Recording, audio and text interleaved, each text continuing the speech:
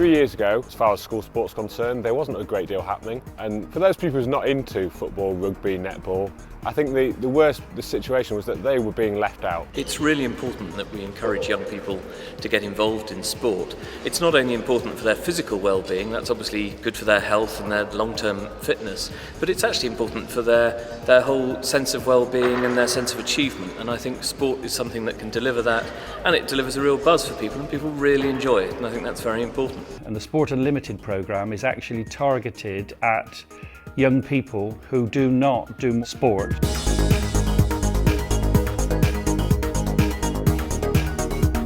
Active Gloucestershire are obviously our county sports partnership, so we use them as a resource tool really to not only draw down funding, but also they've got resources we can tap into in terms of a huge broad database of national governing body contacts, so we can develop particular sports through Active Gloucestershire and have those resources in order to do that really.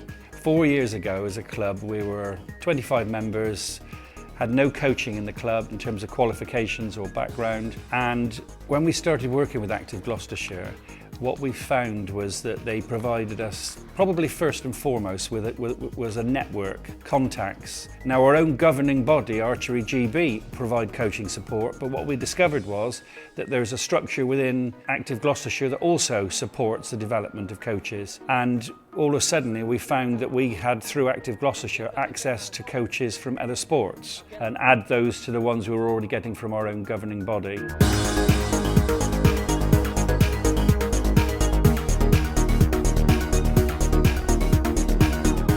Our Sport Unlimited projects, we've actually been able to go into lower socio-economic communities and actually deliver some certain projects targeting those kids that would normally be hanging around on the street and not have anything to do.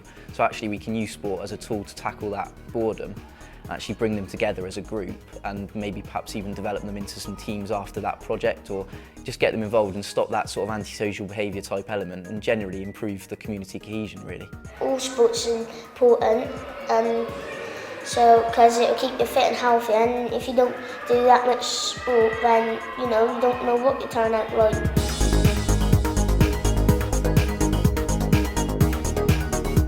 All of a sudden we had a waiting list of schools, clubs, events that gave us tremendous access to lots of individuals, and individuals perhaps that we wouldn't have even thought about in the past. Now we quickly discovered that actually there was a new skill set that our coaches required.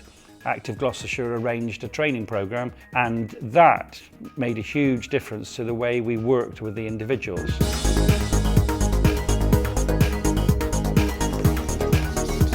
I've been able to do things that I didn't think I'd be able to do. I've actually competed in competitions and things that I never thought I'd actually ever do. I've definitely got a bit fitter, and I think I've spent a lot more time here than on the streets basically, and it's just improved me with my discipline and taught me a lot about fitness really.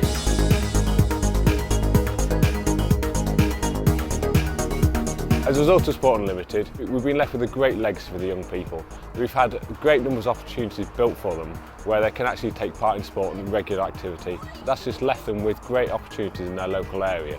Without the support of Active Gloucestershire, a lot of the initiatives that we were able to implement would just not go ahead.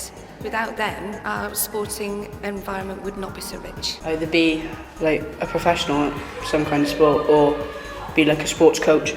After Sport Unlimited, obviously it was a 3-year programme, it was hard work, we delivered a lot of projects.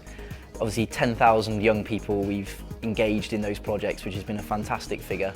But also it's that bit about the legacy of what we've left behind after Sport Unlimited. So these signposting them to the local clubs, setting up these different clubs off the back of these 10-week programmes, so the kids haven't just had 10 weeks of coaching, they've actually now got a club to go to and an organisation to go to. So that's fantastic, and that's exactly what we want to see, and that's part of that legacy around Gloucestershire, working towards the 2012 Olympic Games. Our membership's now increased to over 200. Now we're one of the biggest clubs in the country. We were the second highest performing club nationally at the National Junior Championships, and that has brought us new challenges. So it seems like every problem we encounter, that there's something provided by Active Gloucestershire that support that development. The relationship with us and Active Gloucestershire has been fantastic.